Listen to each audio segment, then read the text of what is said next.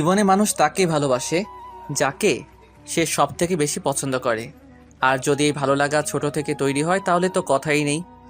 সত্যিকারের ভালোবাসাগুলো বেঁচে থাকুক আজীবন। আমি সুজন হোসেন শাহিন, এবার ডিগ্রি প্রথম বর্ষ।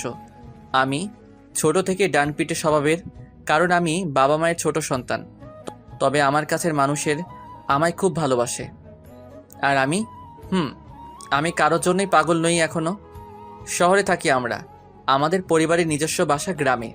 এখানে আব্বুর ব্যবসার জন্য থাকতে হয়। আমার আব্বু আর আমার খালু একসাথে ব্যবসা করে, তাই আমাদের বাসা আর আমার খালামণির বাসা একখানেই। আমরা উপরতলায় থাকি আর তারা নিচতলায়। আব্বু আর খালু মিলে বাসাটা বানিয়েছে। মোট এই 3 তলা, একদম নিচের তলা ভাড়া দেওয়া হয়েছে। তাহলে বুঝতেই পারছেন কে কোথায় থাকে। এসব কথা থাক, খালামণির আর আমাদের মধ্যে খুব ভালো সম্পর্ক স্বাভাবিকভাবেই। খালামণির 2 সন্তান, একটা মেয়ে একটা ছেলে। ছেলেটার নাম হলো রাকিবুল, এবার ক্লাস 9-এ, তাই আমার থেকে ছোট। তবে মেয়ে যিনি তিনি হচ্ছেন রাবেয়া ওরফে রাবেয়া আপু, আমার থেকে মাত্র 3 মাসের বড় আর ভাবনায় 3 বছরের। রাবেয়া আপু আবার আমার 1 ক্লাস সিনিয়র। আপু অবশ্য আমি বলি না, তবে তার কথা হলো তাকে আপু বলতেই হবে। এই যেমন সেদিন, ওই রাবেয়া কই যাচ্ছিস? ওই তোরে না আমি বলছি আমায় আপু বলে ডাকবি। আইসা আমার আপুরে, তুই না এক না, শুধু 3টা মাসের ব্যাপার, আর তাতেই নাকি আপু? আমি তো কি হয়েছে, বড়রা বড়ই, সে যদি 1 সেকেন্ডের জন্য হলেও তবুও। আমি তোকে আপু বলতে পারবো না, রাবেয়া বলেই ডাকবো। ডাকিস তাহলে আমার কি, তোর কথা শোনারও প্রয়োজন মনে করলাম না, যা ভাগ। ভিতরে ভিতরে রাগ অনেক আছে এই মেয়ের, তাই খালামণির বাসায় গেলাম। ও খালামণি, বল, কি হয়েছে আবার? আচ্ছা তোমার মেয়ে কি খায় বলো তো? কেন রে? ছোট থেকে কি কমপ্লেনের ডোজ বেশি দিছো নাকি? খালি বড় হওয়ার চেষ্টা করে। তার উপর নাকি তাকে আবার আগে ভাগে স্কুলে দিয়েছিলে। 3 মাসের বড় আপু এখন 1 ক্লাস বড়। পাগল বলছি কি শোনো, 3 মাসের বড় হলেও শাল কিন্তু আলাদা। আর তাই তোর খালু তাড়াতাড়ি দিয়েছিল স্কুলে। আর তোমার মেয়ে এইভাবে বাঁচেই না। বাদ দে তো ওসব, হাত মুখ ধুয়ে আয়, খেতে দে। এই জন্যে তোমায় এত ভালোবাসি। মনের কথা বুঝে যাও। খুব ক্ষুধা লাগছে, দাঁড়াও আসছি। আচ্ছা আয়, আমি তোর জন্য খাবার রেডি করছি। আমি বুঝতেই পারি না খালু আর খালামণির মতো মানুষের থেকে এরকম একটা মেয়ে কিভাবে জন্ম নিল। একদম আলাদা ধরনের। যাক বাবা, আমার কি, যাই হাত মুখ ধুয়ে আসি। বাসায় বসে ফোন চালাচ্ছিলাম, এমন সময় মহারানীর আগমন। সুজন, আম্মুকে কি বলছিস? ওই কিছু না তো। সত্যি করে বল। না রে, কিছু বলেনি, কি জানি খুঁজতে লাগলো। খালামণি, খালামণি, তোমাদের বাসার ঝাড়ুটা কই? ক্যান্ডি মা? তোমার ছেলে আমার নামে আম্মুকে বিচার দিয়ে আসছে। কি বিচার? আমি নাকি রাগী, আমার নাকি অনেক রাগ, আরো অনেক কিছু। সব তো সত্যি বলছি, আর অনেক কিছু কি, এগুলোই তো বললাম শুধু। আজকে কপালে শনি রবি সব আছে মনে হচ্ছে। সুজন, রাবেয়া ঠিক বলেছে। না মানে আম্মু, হ্যাঁ। রাবেয়া মা, আমারে তুই যতগুলো মারবি ততগুলো আমার পক্ষ থেকে এক্সট্রা মারবি। বাসায় বসে খাওয়ার, মানুষের নামে বিচার দেওয়া বের করছি। আম্মা গো, কি কও তুমি? দাঁড়া শয়তান, তোর শয়তানি বের করছি। আপনাদের কি মনে হয় আম্মুর মার খাওয়ার কোনো ইচ্ছা আছে আমার? তার সাথে ওই ডাইনিটার? না, নেই। তাই তো তারা আমার দিকে আসার আগেই বাসা থেকে প্রস্থান করে ফেলি। আজকে বাসায় ঢুকতে দিবে কি না কে জানে। আমার অবশ্য এসব চিন্তা নেই। বাসায় ঢুকতে না দিলে খালামণির বাসা আছে না, আর এমনিতেও খালামণির সামনে রাবেয়া কিছুই করতে পারবে না। তাই বন্ধুদের সাথে আড্ডা দিতে গেলাম। আমি আর রাবেয়া একই কলেজেই পড়ি, আমার থেকে 1 ক্লাস সিনিয়র। তাই তাই কলেজ ক্যাম্পাসে যাওয়ার আগে বলে দিছে যেন আপু আপু বলি, নয়তো নাকি নাক ফাটায় দিবে নাম ধরে ডাকলে। আমিও কম যাই না, তাই দেখব কি করে। একদিন কলেজের মাঠে বসে আছি, এমন সময় রাবেয়া আর ওর বান্ধবীরা যাচ্ছিল। তো আমি ভাবলাম এই সুযোগ কাজে লাগাই। যেই ভাবনা সেই কাজ। ওই রাবেয়া, শোন তো। আমার দিকে চোখ বড় বড় করে তাকিয়ে আছে। রাবেয়া শোন না। রাগী লোক নিয়ে আমার কাছে আসলো। ওর বান্ধবীগুলো কি জানি বলা বলি করছে। এসেই, কি হয়েছে? না মানে তোর এক্সট্রা কলম থাকলে দে তো, বাসায় রেখে আসছি। এই জন্য ডাকলি? এই জন্যই তো।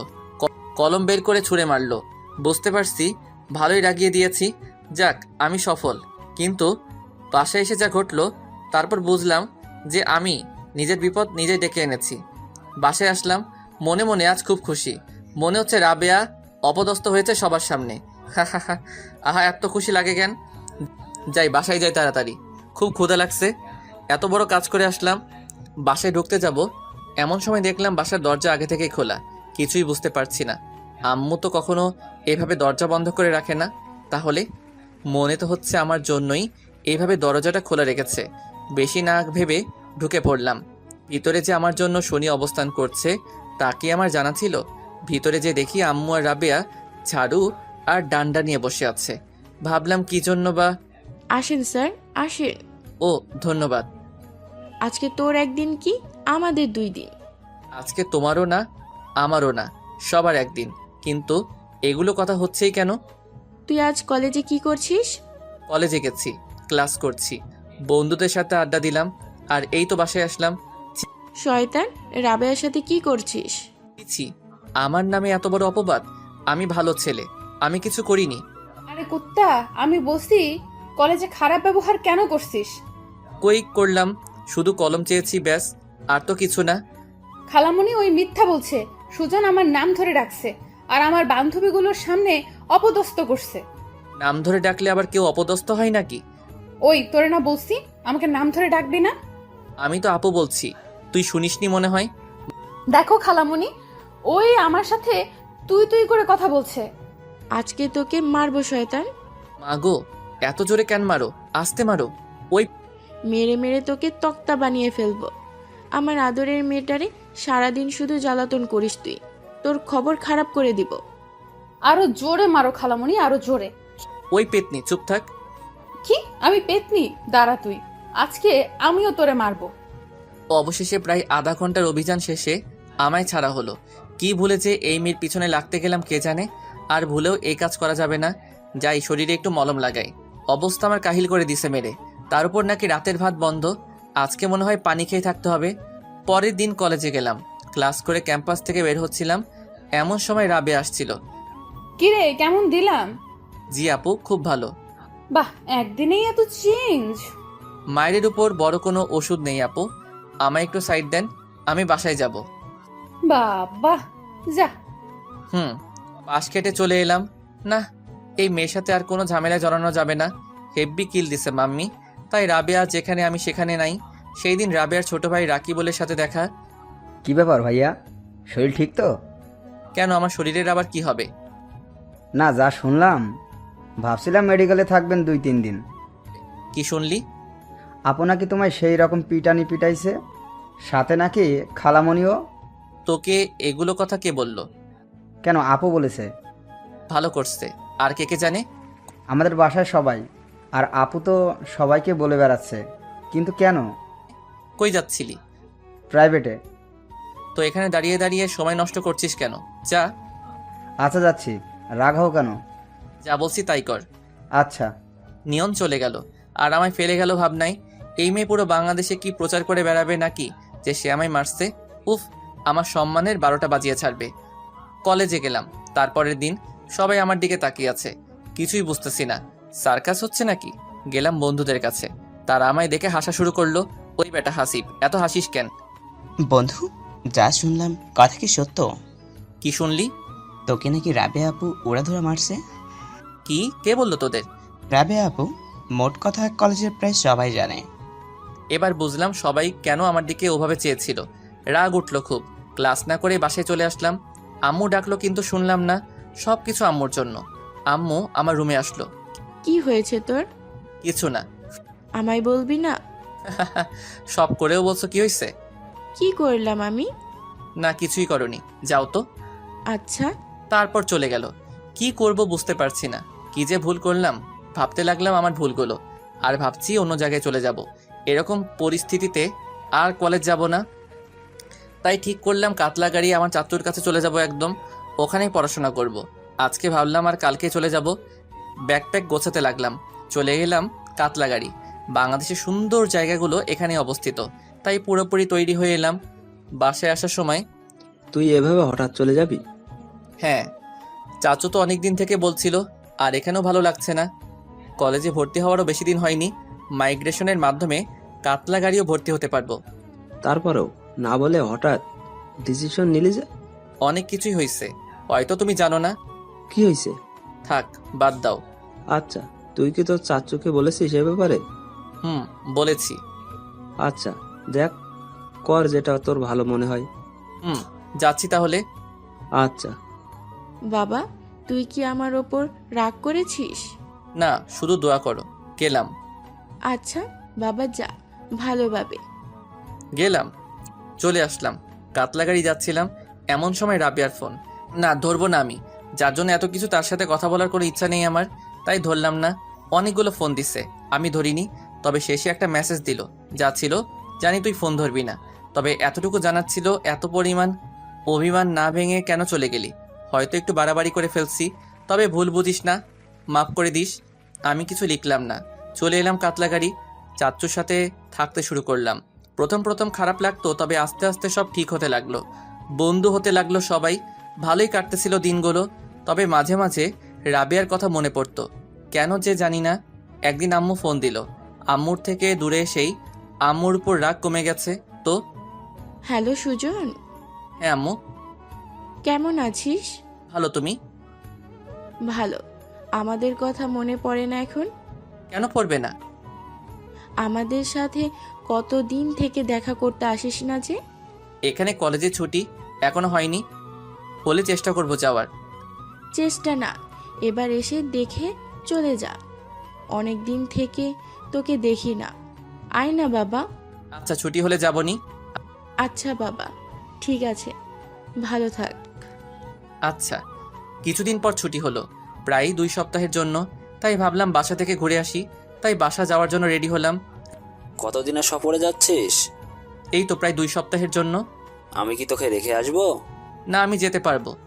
আচ্ছা, সাবধানে যাস। আচ্ছা চাচ্চু। 6 মাস পর বাসায় আসলাম, সবাই অনেক খুশি। যেহেতু আমি আসবো, তাই অনেক কিছুর আয়োজন করা হয়েছে। তবে একটা জিনিস মাথায় ঢুকছে না আমার। আমি বাসায় আসার পর থেকেই রাবেয়ার আপু আমার সামনে আসছে, মনে হচ্ছে আমায় কিছু বলতে চাচ্ছে। আমি ততটা গুরুত্ব না দিয়ে নিজের মতো আছি। বাসায় বিরক্ত লাগছিল, তাই ছাদে চলে আসলাম। বসে আছি, এমন সময় রাবেয়া এলো। কেমন আছিস? ভালো আপু, তুমি? ভালো, সেরকমই আছিস? যেমন চেয়েছিলে তোমরা। এখনো আমার উপর রেগে আছিস, তাই না? না, আমি কারোর উপর কোনো রাগ করে নেই, বেশ আছি। কখনো আমার কথা মনে পড়ে না, তাই না? কথা মনে পড়ার জন্য কোনো কথাই বাকি নেই। ও আচ্ছা, তার মানে এখনো মাফ করে দিতে পারিসনি, তাই না? কিছু মনেই নেই আমার, মাফের কোনো কথা উঠছেই না এখানে। হয়তো তুই যাওয়ার পর সব পরিবর্তন হয়ে গেছে, যা তুই এখন মানতে পারছিস না। তবে আস্তে আস্তে সবটা জানতে পারবি, আর আমার পরিবর্তনটুকুও। মানে? কিছু না, থাক, আমি গেলাম। আচ্ছা। রাবেয়ার জন্য আমার মনে কিছুই ছিল না, তবে দূরে যাওয়ার পর বুঝতে পারছি যে হ্যাঁ, কিছু আছে। কিন্তু আমার মন বলে একটা করতে, আর মস্তিষ্ক আরেকটা, তাই বুঝে উঠতে পারছি না। তার উপর আগের রাগ তো আছেই। বাসায় এসে কিছু ঘটনা যেমন অদ্ভুত লাগতে লাগলো, সেরকমই আরও অদ্ভুত লাগতে লাগলো রাবেয়ার কেয়ারিং আমার উপর। আমি যতই দূরে থাকতে যাচ্ছি, ততই কাছে আসতে লাগলো। তবে কি রাবেয়া আমাকে ভালোবাসে? কিন্তু যে মেয়ে আমাকে একটু দেখতেই পায় না, সে কি সত্যি আমায় ভালোবাসবে? না, এসব আমার মনের ভুল। অনেক প্রশ্ন আমার মধ্যে ঘুরছে। এসব প্রশ্নের উত্তর না পেলে মনে হচ্ছে না শান্তি আসবে মনে। কি যে করি। বাবা, এখানে কি করিস? না আব্বু, এমনি আসলাম। তুমি কেন আসলা? তোকে ডাকতে। তোর আম্মু ডাকছে। ও আচ্ছা, চলো তাহলে। হ্যাঁ চল, তবে একটা কথা শুনে যা। বলো। যেহেতু তুই আমাদের একমাত্র সন্তান, তোকে সব থেকে বেশি ভালোবাসি। এসব কিছুই তোর জন্য। জানি তো। এমন কিছু করবি না জীবনে যার কারণে আমরা, বিশেষ করে তোর আম্মু আর আমি, কারণ আমরা তোর থেকে অনেক কিছু, অনেক বেশি আশা করি, বুঝলি? তাই সেই রকম কিছু করবি না, ঠিক আছে? হ্যাঁ আব্বু। চল তাহলে, তোর আম্মু খাবার নিয়ে আমাদের জন্য বসে আছে। হ্যাঁ চলো। ছাদ থেকে চলে আসলাম মাথা গরম করে। হঠাৎ কোনো সিদ্ধান্ত নেওয়া ঠিক না। আমার কাতলাগাড়ি যাওয়ার সিদ্ধান্তে হয়তো আব্বু আম্মু খুব কষ্ট পাইছে, তাই আব্বু এগুলো বলল। খারাপ তো বলেনি, বাসার একমাত্র সন্তান আমি যদি তাদের থেকে দূরে থাকি কষ্ট তো পাবেই। ডাইনিং টেবিল এসে দেখি আমাদের সাথে আরেকজন এসেছে। হ্যাঁ। তুই কাতলা গাড়ি চলে যাওয়ার পর রাবেয়া আমাদের সাথে থাকতে শুরু করে। ও আচ্ছা। কারণ আমরা দুজন খুব একা হয়ে পড়েছিলাম, তো তাই। কিছু বললাম না আমি। কিছু কি সত্যি থাকতে পারে বলার? না, আমার বলার মতো কিছু খুঁজে পেলাম না। ডিনার সেরে আব্বু আম্মুর সাথে গল্প করে রুমে এসে শুয়ে পড়লাম। খুব ক্লান্ত লাগছিল, ঘুমায় পড়লাম। সকালবেলা তাড়াতাড়ি উঠলাম।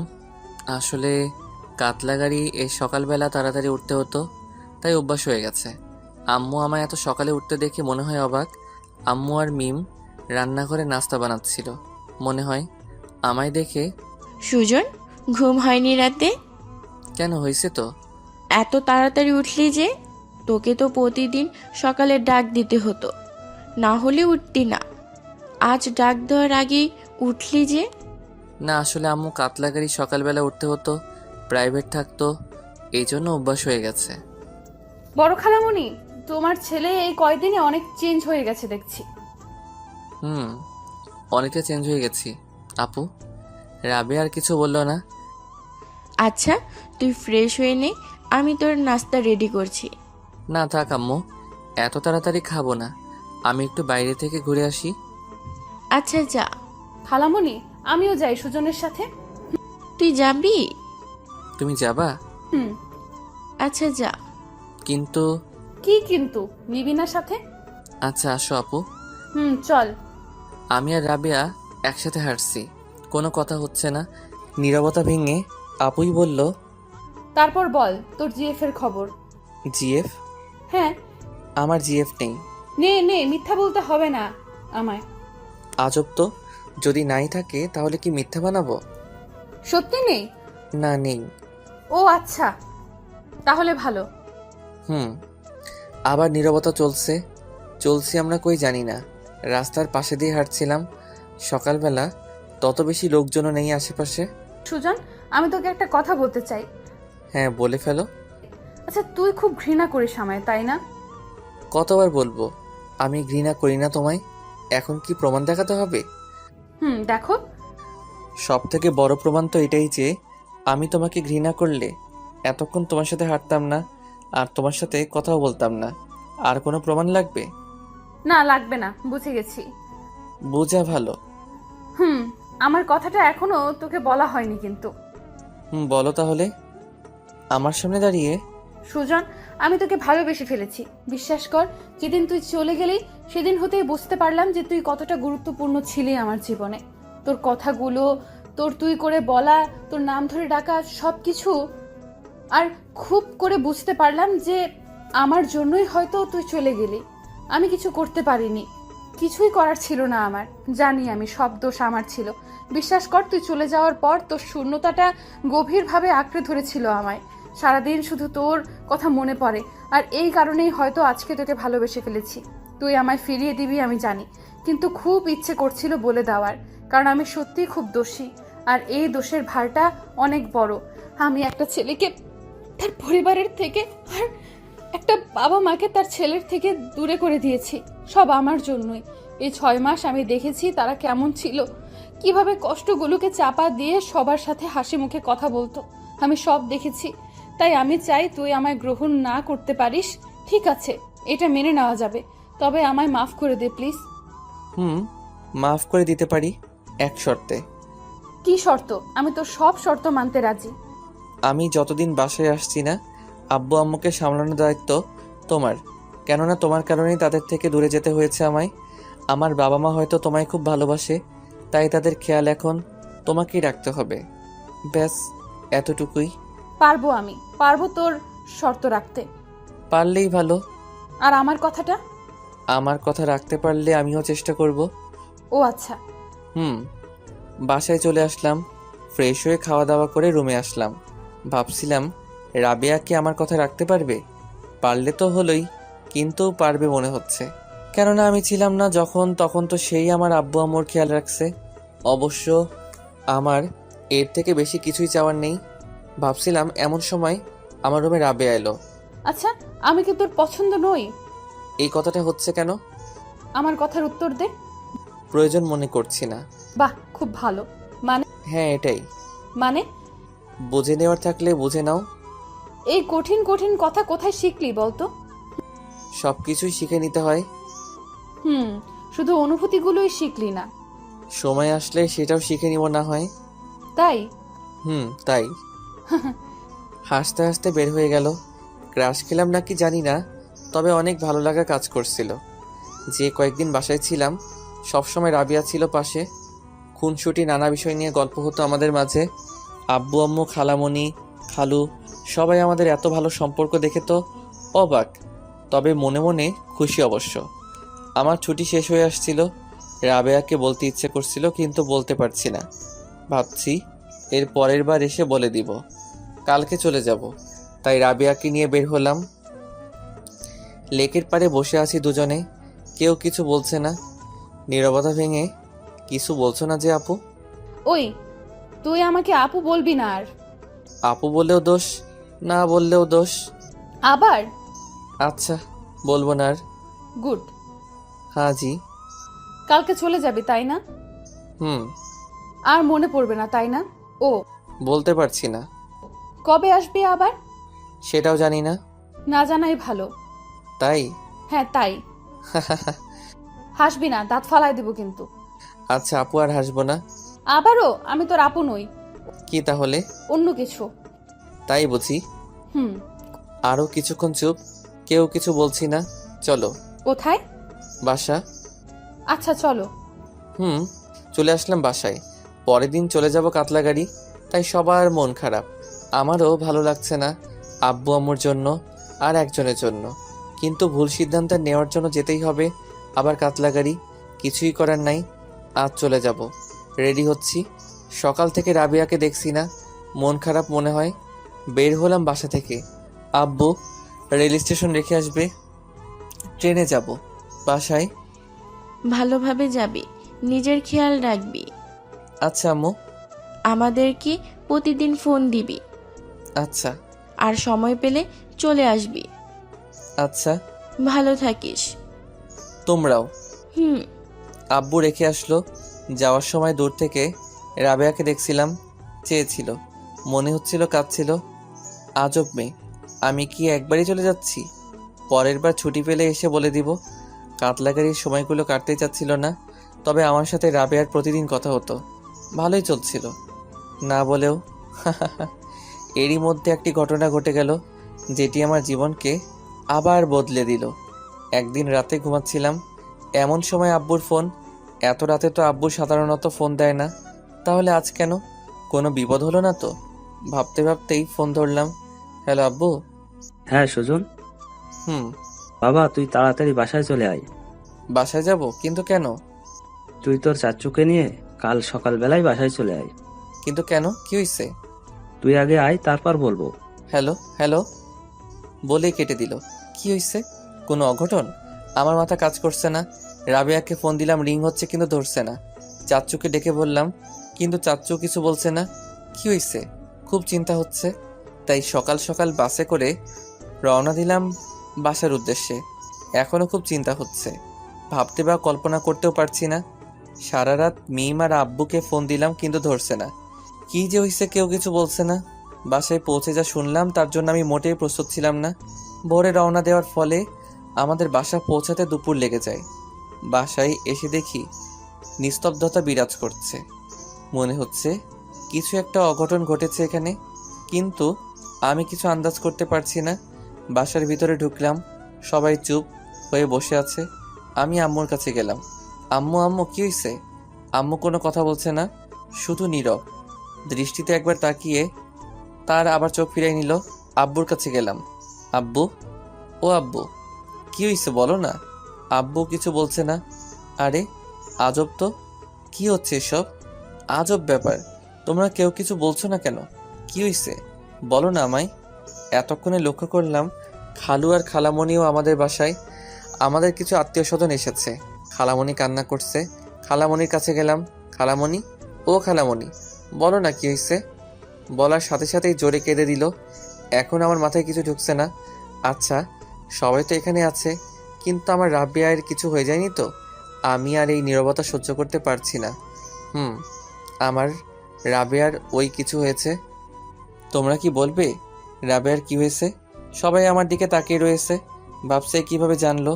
আব্বু কড়া নজরে চাচ্চুর দিকে তাকালো। চাচ্চু ইশারায় বুঝিয়ে দিল যে তিনি সত্যি কিছু বলেনি। এখনো কি চুপ থাকবে তোমরা? বাবা তুই শান্ত হ আগে, তারপর বলছি। শান্ত হো মানে? কিসের শান্ত? রাবেয়ার কিছু হয়ে গেছে আর আমি শান্ত থাকবো? কিভাবে বলছো আব্বু? আচ্ছা বস আগে। বসলাম। এখন বলো তো কি হয়েছে? সবার দিকে এক এক করে তাকাচ্ছে, কেউ নিষেধ করছে বলতে আর কেউ কিছুই বলছে না। আব্বু প্লিজ বলো কি হয়েছে রাবেয়ার? আসলে বাবা রাবেয়ার কি? রাবেয়ার নেই। কি? তোমরা কি পাগল হয়ে গেছো? কি বলছো এগুলা? মাথা ঠিক আছে তোমাদের? কি সব ফালতু কথা বলছো? এসব সত্যি বাবা। আমি বিশ্বাস করি না। আমার রাবেয়ার কিছু হতে পারে না, কিছু না। হঠাৎ অজ্ঞান হয়ে পড়ে যাই, মাথা কাজ করা বন্ধ হয়ে যায়। যখন জ্ঞান ফিরে তখন দেখি চারিদিকে অন্ধকার, পাশে আব্বু আম্মু বসা। আম্মু আমি কোথায়? বাবা তুই হাসপাতালে? হাসপাতালে কেন আমি? তুই অজ্ঞান হয়ে পড়েছিলি। ও আচ্ছা। জানো আম্মু, আমি একটা খারাপ স্বপ্ন দেখলাম। রাবেয়া নাকি চলে গেছে। বলো তো, রাবেয়া কি আমায় ছেড়ে কোথাও যেতে পারে? খুবই বাজে স্বপ্ন। হ্যাঁ বাবা, এগুলো স্বপ্ন, তুই বিশ্রাম কর। আমার খুব ঘুম পাচ্ছে আম্মু, খুব। ঘুমা তাহলে। আচ্ছা। হাসপাতাল থেকে বাসায় আসলাম 8ম দিনে।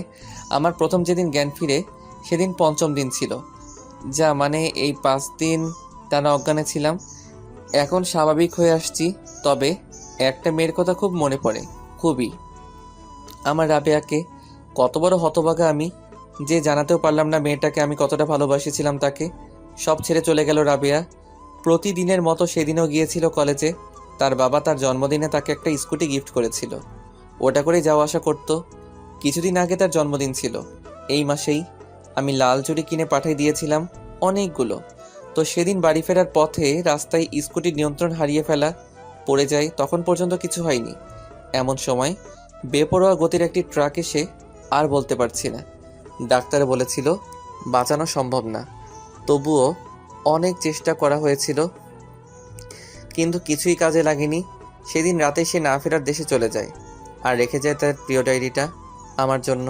খুব পচা মেয়ে, আমায় একলা করে চলে গেল না ফেরার দেশে। এখন আমি কাকে নিয়ে বাঁচব? তাই ডায়েরিটা খুললাম, সব জায়গাতেই আমার নাম। তবে এক জায়গায় গিয়ে থমকে গেলাম, কিছু লেখা তুলে ধরলাম। প্রিয় সুজন, ওই পাগল, তুই কি আমায় কখনো বুঝবি না? আমি তোকে কতটা ভালোবাসি জানিস তুই? আমিও জানি তুই আমায় ভালোবাসিস। তোর শর্ত পূরণ না হওয়া পর্যন্ত আমায় বলবি না, আমি জানি। বুদ্ধু, আমায় আগে বলে দিতি, তারপর দেখতি আরো মন দিয়ে তোর শর্ত পালন করতাম। বোকা কোথাকার। ঠিক আছে, আমি অপেক্ষা করব। তুই জানিস তোর যাওয়া চুড়িগুলো আমার লাইফে বেস্ট গিফট। এত সুন্দর চুড়ি আমি তো ভেবেই রেখেছি, যেদিন তুই বাসায় আসবি সেদিনই তোর দেওয়া চুড়িগুলো পরে তোর সামনে যাব। জানিস এখন কেন জানি একলা একলা মনে হয় রে। তোকে হারানোর ভয় কাজ করে। মনে হচ্ছে আস্তে আস্তে আমি তোর থেকে দূরে সরে যাচ্ছি। কেন যে এই অদ্ভুত খেয়ালগুলো ভেসে উঠছে জানি না। আমি তো তোকে ছেড়ে যাব না, তাই না রে? কারণ আমি তো তোকে এত এত এতগুলো ভালোবাসি, খুব ভালোবাসি রে, খুব ভালোবাসি। তোকে ছেড়ে কোথাও যেতে চাই না। আমায় কখনো ভুল বুঝিস না রে। ইতি, তোকে সব থেকে বেশি ভালোবাসে যে রাবেয়া। আমি আমার চোখের পানি ধরে রাখতে পারিনি। সত্যি আমার রাবেয়া আমায় রেখে অনেক দূরে চলে গেছে, অনেক অনেক দূরে। আমার রাগী আপু আমায় আর কখনো রাগ দেখাবে না, আমার নামে আর কখনো নালিশ করবে না আম্মুর কাছে, আমায় আর বকা দিবে না নাম ধরে ডাকলে, আমায় আর কখনো ভালোবাসবে না। সে নেই, সে আর নেই, সে সত্যি আর নেই। দাঁড়িয়ে আছি রাবেয়ার কবরের সামনে। তাকে শেষ দেখা হয়নি আমার। আম্মু বলেছিল শেষবার দেখতে চেয়েছিল তোকে, তাই তোর আব্বু তোকে তাড়াতাড়ি আসতে বলেছিল। কিন্তু আমি শেষ কথাও রাখতে পারিনি। হাতে ডায়েরি, চোখে পানি, আর সাথে আমার দেওয়া সেই চুড়িগুলো। এই রাবেয়া, এই কথা বলো না। কেন এভাবে আমায় ছেড়ে চলে গেলে? আমার কথা শোনার প্রয়োজনে মনে করলে না একবার? আমায় নাকি তুমি ভালোবাসো, তাহলে এভাবে ছেড়ে চলে গেলে কেন? ওই কথা বলছো না কেন? একা একা শুয়ে আছো, আমার কথার গুরুত্বই দিচ্ছ না তুমি। কেন এভাবে আমায় ছেড়ে চলে গেলে? আমায় ছাড়া থাকতে কি তোমার একটু কষ্ট হচ্ছে না রাবেয়া? এই দেখো, আমি তোমার জন্য তোমার দেওয়া লাল চুড়িগুলো নিয়ে এসেছি। তুমি না আমার সামনে পড়তে চেয়েছো? এই ওঠো না, আমার কাছে ফিরে আসো না। আমি যে তোমায় খুব ভালোবাসি, খুব। যেটা বলার ছিল হয়তো আর কোনোদিনই বলা হবে না। তবে আমি তোমায় এভাবে হারাবো তা আমার কল্পনাতেও ছিল না। হয়তো বলতে পারিনি, তবে তোমায় আমি অনেক ভালোবাসি আর আজীবন ভালোবেসে যাব। ভালো থেকো ওই না ফেরার দেশে, স্মৃতি নিয়ে বেঁচে থাকবো তোমার সারা জীবন। ভালো থেকো ভালোবাসা। চোখের পানি তো তাই আনমনে গড়িয়ে পড়ে। কাছের মানুষগুলো দূরে চলে যাওয়ার সময় যে আটকানো যায় না। বাসায় আসলাম অনেকক্ষণ পরে। সবাই অনেক চিন্তিত ছিল, কেউ জানে না কই গেছিলাম। কই গেছিলি বাবা? কোথাও না। আমাদেরকে বললি না? আমরা তোর জন্য চিন্তা করছিলাম। একটু বাইরে গেছিলাম। তোর চোখ মুখ ওরকম হয়েছে কেন? কিছু না আম্মু, এমনি। আমি ঘরে যাব, আমার খারাপ লাগছে। আচ্ছা যা। শোনার আগেই চলে এলাম ঘরে। আব্বু আম্মু কথা বলা বলি করছে। ছেলেটা এমন হয়ে গেল কেন? কেন, তুমি মনে হয় জানো না? রাবেয়াকে অনেক ভালোবাসতো মনে হয়। আমরাও কি কম ভালোবাসতাম? আমাদের মেয়ের মতো ভালোবাসতাম। আজ যদি বেঁচে থাকতো তাহলে দুজনকে এক করে দিতাম। আমিও। আমার ছেলেটার কষ্ট আর আমার সহ্য হচ্ছে না। আমিও সেটাই ভাবছি। এখানে থাকলে আরো বেশি কষ্ট পাবে। আর কাতলা গাড়ি যাবে না নাকি, তাই দূরে কোথাও পাঠাই দেই। ভালো বুদ্ধি, এটাই করো। তাহলে তো সুজনের সাথে কথা বলে দেখতে হয়। বলো কথা। আচ্ছা, বলবো এখন। রাতে খাওয়ার টেবিলে বসে খাচ্ছিলাম। যদিও বা আমার খিদে নেই, তবুও আম্মু জোর করে টেবিলে নিয়ে এলো। খাচ্ছিলাম, এমন সময় আব্বু। সুজন, তোর সাথে কিছু কথা ছিল আমার। হ্যাঁ বলো। এখন কেমন আছিস বাবা? ভালো। তোর মুখ দেখেই বোঝা যায় তুই কেমন ভালো আছিস। আমি অন্য বিষয় নিয়ে তোর সাথে কথা বলতে চাইছিলাম। বলো। আমি আর তোর আম্মু ভাবছিলাম যে তোকে বাইরে পাঠাই দিব। তুই তোর গ্র্যাজুয়েশন কমপ্লিট করে আয়। এখনই? এখনই। আচ্ছা, আমি ভেবে দেখি। একবার ভেবে দেখ, বাইরে গেলে ভালো লাগবে আর তার সাথে তোর গ্র্যাজুয়েশনও কমপ্লিট করতে পারবি। ভেবে দেখব। হ্যাঁ দেখ। রাতে শুয়ে আছি, রাবেয়ার কথা খুব মনে পড়ছে। আচ্ছা, এসবের পিছনে আমার দোষ নেই তো? জানি না আমার দোষ আছে কিনা আমার। তবে তাকে না বলা আর হঠাৎ হারিয়ে ফেলার ব্যথা সবসময় আমায় কাঁদাচ্ছে। আমি পারছি না আর সহ্য করতে, তাই সিদ্ধান্ত নিয়ে নিলাম আব্বু যা বলছে তাই করব। পরের দিন সকালবেলা নাস্তা করার সময় আব্বুকে বললাম, আব্বু আমি ভেবে দেখেছি। কি সিদ্ধান্ত নিলি? আমি বাইরে যাব। খুব ভালো, আমি সবকিছুর ব্যবস্থা করছি। আচ্ছা। ভালো সিদ্ধান্ত নিচ্ছি বাবা। বাইরে চলে এলাম। ভালো লাগছিল না কিছুই। নদীর পাড়ে হাঁটছিলাম। মনে পড়ে গেল আগেরবার কাতলাগাড়ি যাওয়ার আগে রাবেয়া আর আমি এখানে একসাথে এসেছিলাম। আর আজ সব অতীত। কিছুদিনের মধ্যে আমার পাসপোর্ট ও ভিসা হয়ে যায়, স্কলারশিপ হয়ে যায় ইউএসএ একটি ভালো কলেজে। তাই সেখানেই চলে যাব। দেখতে দেখতে সেদিনটি এলো যেদিন চলে যাব। এয়ারপোর্টে আব্বু আম্মুর কাছে বিদায় নিয়ে ইমিগ্রেশন কমপ্লিট করে ফ্লাইটে উঠলাম। সব কিছু ফেলে নতুনের উদ্দেশ্যে পাড়ি জমালাম। ইউএসএ আমার মামাতো ভাই শাহিদুল থাকে, তার বাসাতেই ওঠার কথা। শুনেছি আবিদ যেখানে থাকে সেখানকার সবাই নাকি বাঙালি। ভালোই হলো, প্লেন ল্যান্ড করলো। এয়ারপোর্টে থেকে বের হয়ে দেখি শাহিদুল দাঁড়িয়ে। ওয়েলকাম মাই ডিয়ার বাদার। আসতে অসুবিধা হয়নি তো তোর? না ভাই, কেমন আছিস? I am good. তুই? ভালো। চল তাহলে যাওয়া যাক। তোর? হ্যাঁ। শাহিদুল আমার বড় হলেও আমরা খুবই ফ্রেন্ডলি একে অপরের কাছে। সে আমাকে তুই করে বলে আর আমিও। আর শাহিদুল এখানে চাকরি করে শুনেছি, বড় কোম্পানিতে। তার নিজস্ব গাড়ি আছে, সেটাই করে তার বাসায় গেলাম। অনেক বড় বাসা। শাহিদুলের বিয়ে হয়নি, তবে খুব শীঘ্রই করবে। পাত্রী ঠিক আছে। এখন বাংলাদেশে যাওয়ার পালা। আমাকে আমার রুম দেখিয়ে দিল। তারপর খাওয়া দাওয়া করে একটু বিশ্রাম নিলাম। বিকেলবেলা দুই ভাই মিলে ঘুরতে বের হলাম। এখানে অনেক বড় একটা লেক আছে, সেখানে বসে আছি। এমন সময় তোর খালাতো বোন রাবিয়া মারা গেছে না? ভাই, এগুলো কথা উঠাস না প্লিজ। না, আমি আসলে উঠাতে চাচ্ছিলাম না, কেননা আমি সব জানি, কিন্তু একটা কারণে উঠালাম। কি কারণ? পিছনে দেখ। কি? ঘুরে তাকালাম। আমি নিজের চোখে বিশ্বাস করতে পারছি না। আমার থেকে কয়েকশো হাত দূরে রাবেয়া দাঁড়িয়ে। আমি কল্পনাই করতে পারছি না এটা কি সত্য। তারপর কি হলো আমার ঠিক মনে নেই। আমি অজ্ঞান হয়ে পড়ি। রাবেয়া আমার সামনে। আমার বিশ্বাস হচ্ছে না। এটা কিভাবে সম্ভব? না না, আমি মনে হয় স্বপ্ন দেখছি। এটা সত্য হতে পারে না। তবে কি আমি ভুল দেখছি? আমার থেকে কয়েকশো হাত দূরে দাঁড়ায় আছে।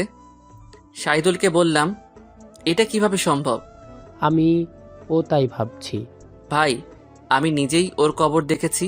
তাহলে কিভাবে আমাদের সামনে রাবিয়া? জানি না আমি। আরে এত কিছু জানাজানির কি আছে? চল যে রাবিয়াকেই জিজ্ঞাসা করলেই হলো। চল।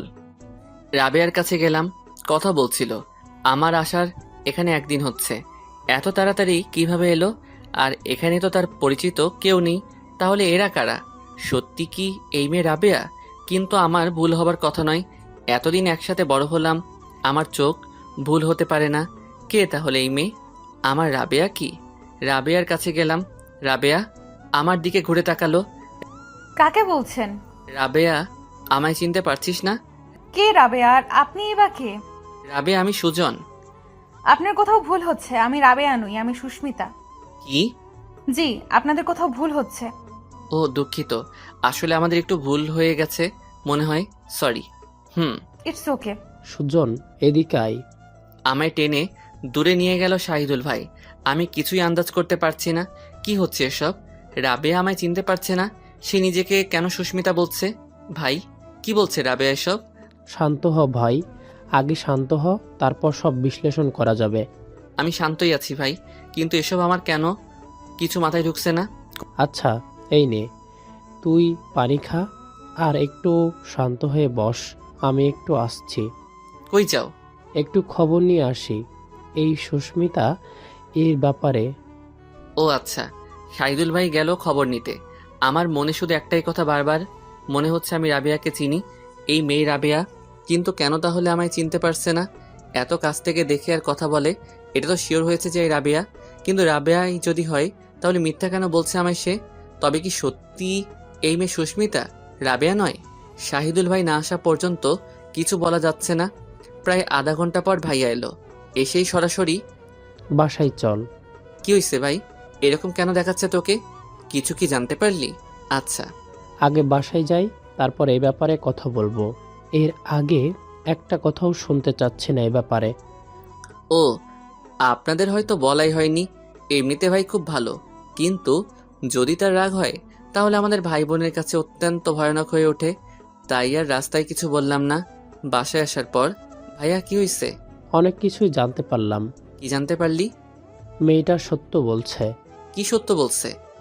যে মেয়েটা সুস্মিতা রাবিয়া নয়। এটা কিভাবে সম্ভব? অসম্ভবের কি আছে? তোর সামনেই তো দেখলি। আর যা বলতে চাচ্ছি তা তো শুনতে হয়তো বিশ্বাস করতে বাধ্য হবি। কি বলবি? সুস্মিতা ছোট থেকেই এখানে থাকে। কি কি বলছিস? হ্যাঁ, যা সত্য তাই বলছি। সুস্মিতার বাসা এখানেই? তার আঙ্কেল আন্টির সাথে এখানেই থাকে। সব থেকে বড় কথা, আমাদের এই শহরেই থাকে। কি বলছো? ছোট থেকে যদি এখানে থাকে তাহলে এত ভালো বাংলোতে পাওয়ার কথা না? আর আঙ্কেল আন্টি দুজনেই বাঙালি, তো স্বাভাবিকভাবেই বাংলা তার মাতৃভাষা। আর সে তো এখানে ছোটবেলায় আসছে, তাহলে ভাষা নিশ্চয়ই শিখে এসেছিল। আচ্ছা, আঙ্কেল আন্টির সাথে থাকে মানে? আর বাবা মা নেই, ছোটবেলায় নাকি মারা গেছে, তাই ছোট থেকে আঙ্কেল আন্টির সাথে থাকে। বুঝলাম, কিন্তু কিভাবে এক চেহারার দুইজন মানুষ হতে পারে? হতে পারে, জানিস না এক চেহারার সাথে লোক পৃথিবীতে থাকতে পারে? জানতাম, কিন্তু বিশ্বাস করতাম না। এখন তো বিশ্বাস করতেই হবে। জানি না আমি। ভাই, আমি রুমে গেলাম। আচ্ছা যা। আমার রুমে চলে এলাম। আমার কিছু ভালো লাগছে না। ক্ষণিক মুহূর্তের জন্য মনে হচ্ছিল মনে হয় রাবেয়াকে ফিরে পেলাম, কিন্তু না, এই সব কিছু মিথ্যে। সব কিছু ভাবতে ভাবতে ঘুমাই পড়ি। সকালবেলা উঠে একটু ভালো লাগছিল, কিন্তু রাবেয়ার কথা মনে পড়ল। খারাপ লাগাটা বেড়ে গেল। আজকে আবার কলেজে জয়েন করার প্রথম দিনেই আবার ওরিয়েন্টেশন ক্লাস। তাই রেডি হয়ে শাহিদুল ভাইকে বলে বেরিয়ে পড়লাম কলেজের উদ্দেশ্যে। কলেজে গেলাম। ক্লাস শুরু হলো। কাউকে চিনি না, তাই কারো দিকে তাকাচ্ছিলামও না। হঠাৎ চোখ যায় পিছনের দিকে। সেই চেনা প্রিয় মুখটা আবার ভেসে উঠল। রাবেয়ার মতো দেখতে সেই মেয়েটি, তাহলে কি সেও আমার সাথে পড়ে একসাথে? ভাবতে ভাবতে ক্লাস শেষ, বের হয়ে আসছিলাম, এমন সময় এক্সকিউজ মি। ঘুরে দেখে আমায় ডাকছে। কে ডাকছে বলার প্রয়োজন পড়বে না মনে হয়। জি, আমায় বলছেন? আপনি ছাড়া এখানে কি কেউ বাংলা বুঝবে? না। আপনি এখানেই পড়বেন? জি। ভালোই হলো, একজন বাঙালি বন্ধু পাওয়া গেল। এ দেশে খুব কম বাঙালি পড়তে আসে, আর আপনার সাথে তো আগেই দেখা হয়েছিল। জি। আপনি কি বিরক্ত হচ্ছেন? না। তাহলে কি আপনার নামটা জানতে পারি? হাই, মোহাম্মদ সুজন হোসেন। আমি সুস্মিতা। জি জানি। বাহ, তাই নাকি? হুম। তাহলে তুমি করে কথা বলাই যায়, তাই না? হ্যাঁ যাই। চলো তাহলে, ক্লাস তো শেষ, হাঁটতে হাঁটতে কথা বলি। আচ্ছা। তুমি খুব কম কথা বলো, তাই না? না। তাহলে কথা বলছো না যে? তোমাকে দেখে আমার কথা বলার সব শব্দ ভুলে গিয়েছি। কেন? কালকে যে বললাম তোমাকে রাবেয়া রাবেয়া, আসলে কে জানো? কে? আমার খালাতো বোন। আর আমার সবকিছু ছিল, আমি ভালোবাসতাম, কিন্তু বলা হয়ে ওঠেনি। কিছুদিন আগে রোড অ্যাক্সিডেন্টে মারা যায়। ও, আম সরি। না, ইটস ওকে। তুমি আর রাবেয়া এর মধ্যে পার্থক্য কি জানো? কি? তুমি ইউএসএ আর সে বাংলাদেশি। আমিও বাংলাদেশি, তাই এতদিন বিদেশে থেকেও হয়তো নিজের মাতৃভাষাকে ভুলে যায়নি। বুঝতে পারছি। জি। সে কি আমার হুবহু কার্বন কপি ছিল? পুরো। ও। তারপর সুস্মিতা এর সাথে কথা বলে এসে বাসায় যাই। সেখানে গিয়ে বাংলাদেশে আব্বু আম্মুকে ফোন দেই। কথোপকথনের মাঝেই একটা আশ্চর্যজনক তথ্য পাই, যা আমার পৃথিবীটাকে আবার ঘুরিয়ে দেয়। কলেজ থেকে বাসায় আসলাম, এসেই ফ্রেশ হয়ে খাওয়া দাওয়া করলাম। রাতের বেলা আব্বু আম্মু ফোন দেয়। কেমন আছিস বাবা? আলহামদুলিল্লাহ ভালো আম্মু, তুমি? ভালো। কেমন কাটছে ওখানে? ভালো, তবে একটা ঘটনা ঘটে গেছে এখানে। কি ঘটনা? কিছু কি হয়েছে তোর? না না, তেমন কিছুর কথা না, অন্যরকম কিছু, যা তোমরা কল্পনাও করতে পারবে না। কি তাহলে? রাবেয়াকে দেখেছি। কি বলছিস? মাথা ঠিক আছে তোর? আচ্ছা মা, ভিডিও কলে কথা বলি। আচ্ছা, তোর বাবাকে বলে দিচ্ছি। দাও। আর হ্যাঁ, খালামণি আর খালুকেও একটু ডেকে নিয়ে আসো প্লিজ, সবার সাথে গুরুত্বপূর্ণ কথা আছে। আচ্ছা দাঁড়া। কেটে দিলাম ফোন। এখন এদের সবাইকে সত্যটা বলতে হবে আর বোঝাতে হবে। ও হ্যাঁ, আজকে কলেজ থেকে আসার সময় সুস্মিতা ওর একটা ছবি তুলে রাখি প্রমাণের খাতিরে। কিছুক্ষণ পর মা ইমো অ্যাপসে ভিডিও কল দিল, রিসিভ করলাম। হাই। বল, কি জানো বলছিলি তোর আম্মুকে? আসলে আমি রাবিয়াকে দেখছি। কি বলছিস এসব বাবা? আমি সত্যি বলছি খালামণি। কি করে ইউএসএ যাবে? আমার মেয়ে তো। শান্ত হও, এই দেখো। সবাই বিস্ময়ের দৃষ্টিতে ছবির দিকে দেখছিল। এটা কিভাবে সম্ভব? রাবেয়া বেঁচে আছে? কিন্তু আমি তো নিজ হাতে আমার মেয়েকে কবর দিয়েছিলাম। এ সুস্মিতা। সুস্মিতা? হ্যাঁ, ওর নাম সুস্মিতা। কিন্তু এ তো পুরোপুরি রাবিয়ার মতো দেখতে। এই জন্যই তোমাদের একসাথে কথা বলতে ডাকছি। কি কথা? আচ্ছা খালামণি, রাবেয়ার কি যমজ কোনো বোন আছে? না, রাবেয়ার কোনো জমজ বোন নেই। না বাবা, রাবেয়া মা আমার একমাত্র মেয়ে। কি মনে করো না যদি হারাই যাই ছোটবেলায় বা জন্মের পর? না রে বাবা, এরকম কিছুই না। সব থেকে বড় কথা কি জানো তোমরা? কি? সুস্মিতা বাবা মা নেই, সে তার আঙ্কেল আন্টির সাথে থাকে। আর একটা জিনিস সুস্মিতা আমায় বলেছে, সিক্রেট হিসেবে রাখতে বলছিল, কিন্তু তোমাদের জানা জরুরি। কি? সুস্মিতা এখানে নতুন, কিন্তু তার আঙ্কেল আন্টি বলছে সে ছোট থেকেই এখানে আছে। কিন্তু সুস্মিতা বলছে আমার মনে নেই কিছু, শুধু সবকিছু নতুন লাগছে। মানে তাহলে তুই কি ভাবছিস? আমি কি ভাবছি তোমরা ভালোভাবে বুঝতেছো। তার মানে সুস্মিতাই রাবেয়া? হুম। কিন্তু কি করে? তোমরা বলেছিলে রাবেয়া চেহারা শনাক্ত করা যাচ্ছিল না, তাই না?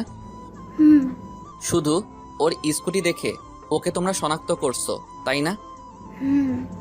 খোঁজ নাও কলেজে গিয়ে সেদিন আসলে কি ঘটছিল। কেউ না কেউ তো কিছু দেখে থাকবে, আমার বিশ্বাস। এই আমার রাবেয়া। কি হতে পারে বলতো? তোমরা একটা জিনিস কি লক্ষ্য করছো? রাবেয়ার শুধু চেহারা চিনতে পারছিলে না, তাই না? কিন্তু কাপড় তো যেটা পরে গিয়েছিল সেটাই ছিল পরনে। আমি যতদূর ভাবতে পারি, হয়তো যদি এমন হয় যে রাবেয়া খুব কাছের কোনো বান্ধবী, যে রাবেয়া এর স্কুটি নিয়ে গেছিল। বাবা, এমনটা কি হতে পারে? আমি তো জানি না খালামণি, এখন সব বিষয় নিয়ে জানতে হবে। খালা, সব বুঝলাম, কিন্তু এরকম কিছু হলে রাবেয়া তোকে চিনতে পারলো না কেন? সেটাই খোঁচা দিচ্ছে খুব করে বাবা। কি হতে পারে? হ্যাঁ, সেটাই তো কথা। আচ্ছা, আমি দেখছি, তোমরাও একটু খবর নাও। আচ্ছা। বাই। হ্যাঁ ভাই। আব্বু যে কথা বললো, এটা নিয়ে বেশি চিন্তা আমার। কি হতে পারে এই কাহিনীর রহস্য? শাহিদুল ভাইয়ের সাথে কথাগুলো শেয়ার করলাম। বলল, যা করবি ভেবে চিন্তা করবি। পরের দিন কলেজে গেলাম। রাবেয়া মানে সুস্মিতার সাথে দেখা। কেমন আছো? ভালো, তুমি? ভালো। তারপর সবকিছু ঠিকঠাক? সব। ও আচ্ছা, চলো ক্লাসে যাই। চলো। ক্লাস করে অনেকক্ষণ একসাথে আড্ডা দিলাম।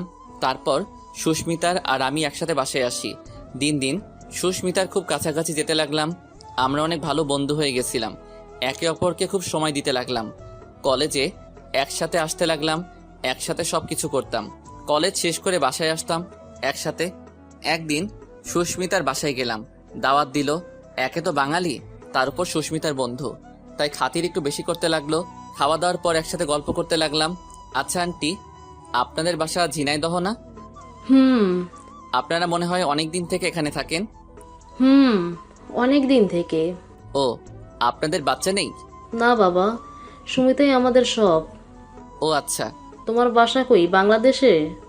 গ্রাম সাধুহাটি, পোস্ট বিপ্রকদিয়া, থানা শৈলকুপা। ও আচ্ছা। তাহলে আমি আজকে উঠি আন্টি। ওখানেই যাবা? জি। আচ্ছা বাবা, আবার আসিও। আচ্ছা। সুস্মিতার কাছে থেকে বিদায় নিয়ে বাসায় চলে আসি।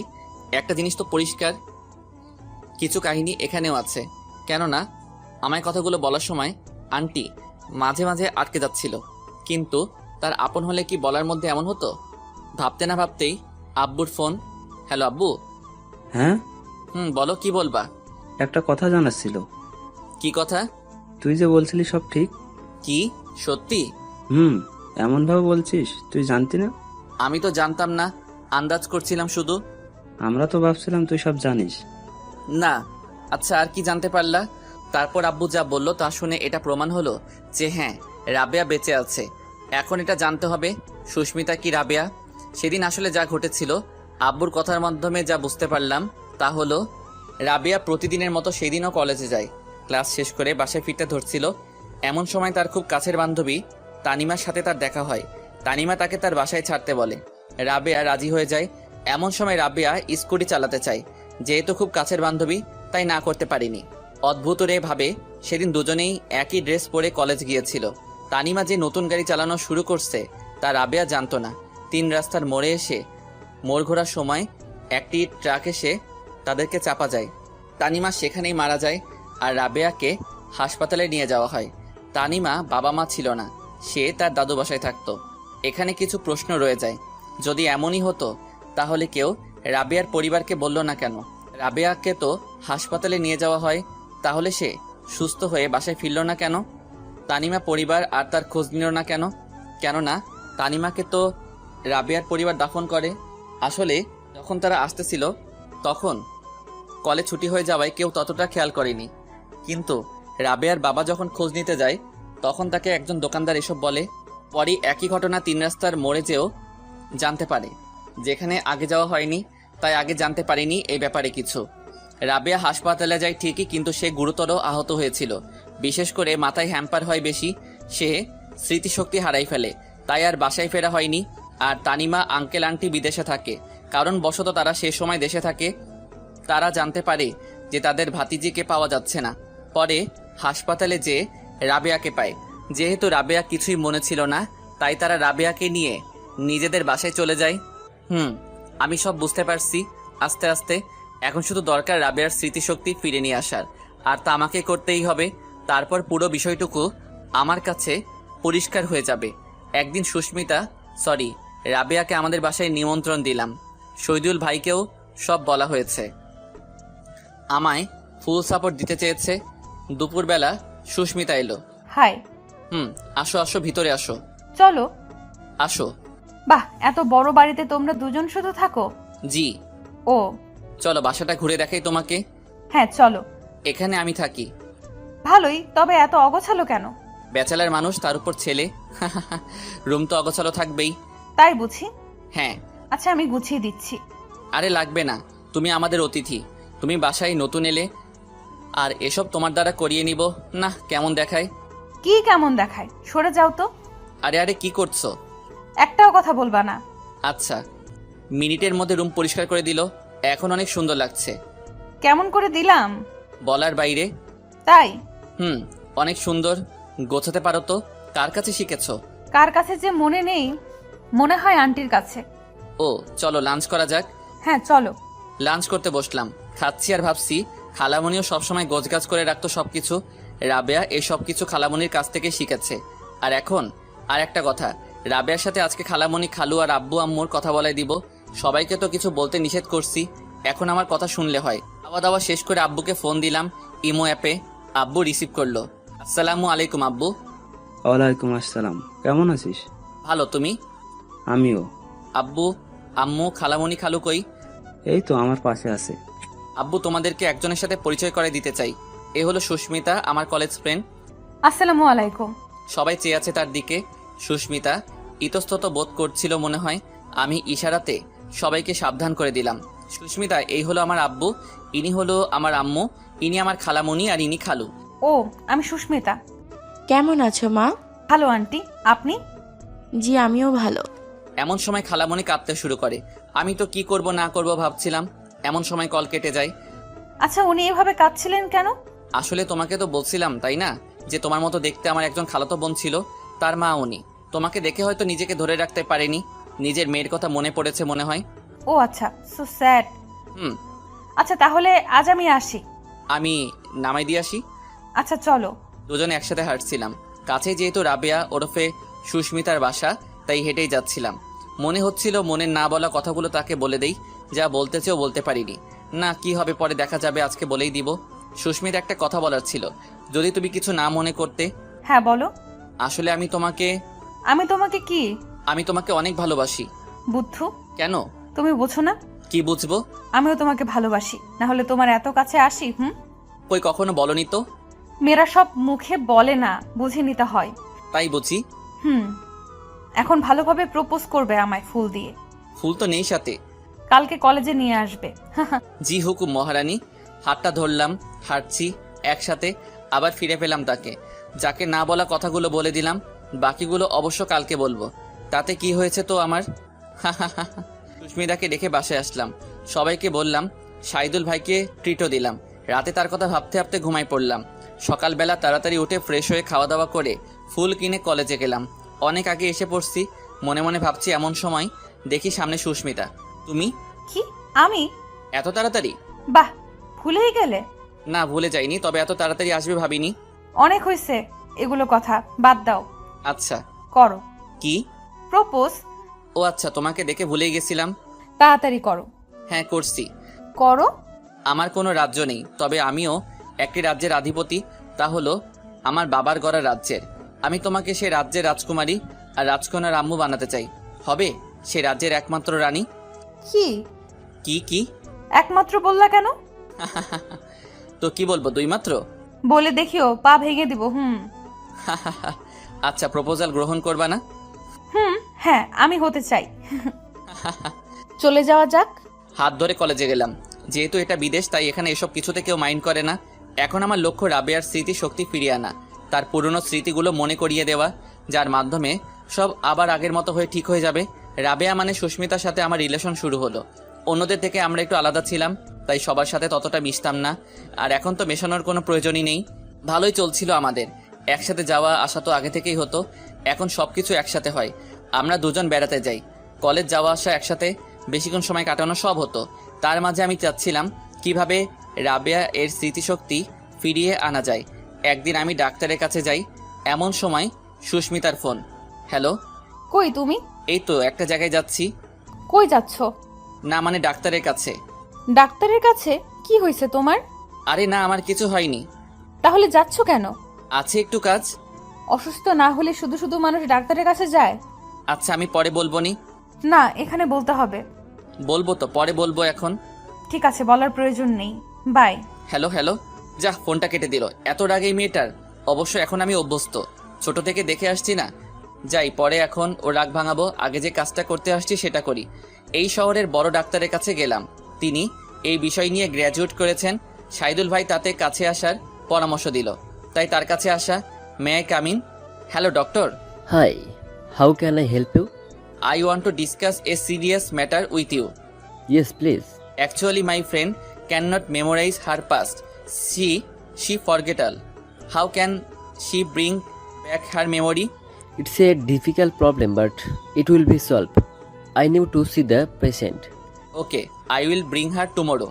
Can I go now? Yes, you can. চলে আসলাম ডক্টরের কাছ থেকে। এখন রাবেয়াকে নিয়ে কালকে আসতে হবে, কিছু তো বাহানা করে নিয়ে আসতেই হবে। যাক, ওটা পরের ব্যাপার, আগে সুস্মিতার রাগ ভাঙাতে হবে। সুস্মিতা চকলেট খুব পছন্দ করে, তাই তার জন্য চকলেট নিলাম। এখন দেখা করতে হবে। আমি জানি এখন ম্যাডামকে কই পাওয়া যাবে। গেলাম লেকের পাড়ে। লেকের পাড়ে এক কোণে বেঞ্চিতে সুস্মিতা বসা, মনে হচ্ছে মন খারাপ, তার মানে রেগেও আছে। আজকে কি আছে কপালে কে জানে। একটু কুক কুক। ওই সুস্মিতা কথা বলছে না, মুখটা অন্যদিকে ঘুরাই নিল। আচ্ছা, কথা বলতে হবে না, কারোর জন্য তার পছন্দের চকলেট নিয়ে আসছিলাম। এখন কথাই যদি না বলে আমি খেয়ে ফেলি। চকলেটটা বের করে যেই খেতে যাব অমনি ছো মেরে আমার হাত থেকে কেড়ে নিল। ঘুষ দেওয়া হচ্ছে তাই না? ঘুষ কই দিলাম, নিজের বউকে কিছু দেওয়া বুঝি ঘুষ? ওই তাহলে নিজের বউকে সব বলা যায় না কেন? হ্যাঁ, কি বলিনি? ডাক্তারের কাছে কেন গিয়েছিলে সেটা? আচ্ছা এখন বলছি। না লাগবে না, আমি শুনবো না। ওই এত রাগ করো কেন? আমি রাগ করিনি। তাই মনে হয় এভাবে কথা বলছো, তাই না?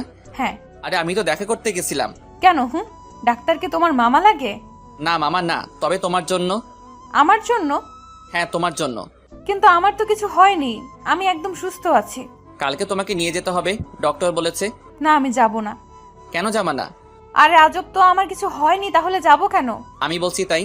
আচ্ছা আচ্ছা যাব। খুশি? হ্যাঁ। তারপর তাকে নিয়ে বাসায় চলে আসি।